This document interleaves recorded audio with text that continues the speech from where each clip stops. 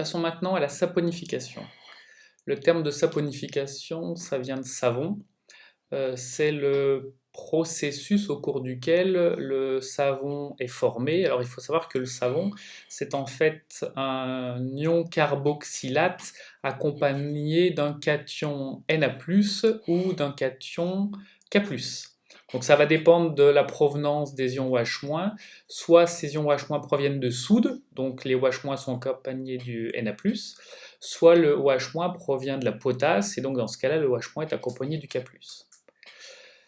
Donc cette saponification consiste à partir d'un ester de rompre la liaison entre le carbone et l'oxygène, et donc permettre le départ de l'alcool, comme on l'a vu pour l'hydrolyse, sauf que ici, au lieu d'obtenir un acide carboxylique, puisqu'ici on est en milieu basique, on va obtenir l'ion carboxylate.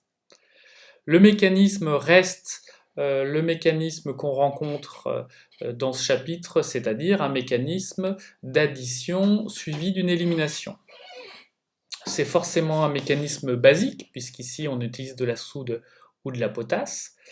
Donc vous voyez ici que l'ion OH-, par le biais d'un de ces trois doublets non liants, va attaquer le carbone ici qui est électrophile, et donc l'attaque du carbone va conduire à l'ouverture, encore une fois, de la liaison pi de la double liaison.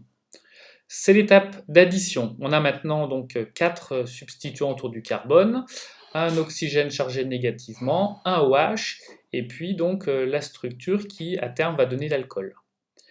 Là, les choses sont beaucoup plus simples en milieu basique, puisque au moins une fois formé, dans l'étape d'après, va reconstituer la double liaison avec le départ du groupe OR'. Alors évidemment, le départ de OH- est aussi possible, mais il nous ramènerait dans ce cas-là, vous voyez, c'est cette flèche en dessous, au composé de départ. Et donc cette étape-là ne fait pas avancer la réaction, au contraire, elle la fait reculer. Donc ce qui fera avancer la réaction, c'est le départ donc, de la partie R'(O), qui la conduit par élimination à un acide carboxylique et un alcoolate. Sauf qu'il faut se souvenir que le pKa de l'acide carboxylique est aux alentours de 5, alors que le pKa d'un alcoolate, il est aux alentours de 16-17. C'est-à-dire que les alcoolates sont des bases fortes, et donc on va avoir affaire à une réaction totale de cette base forte sur l'acide carboxylique, conduisant à la formation de l'alcool et à l'ion carboxylate.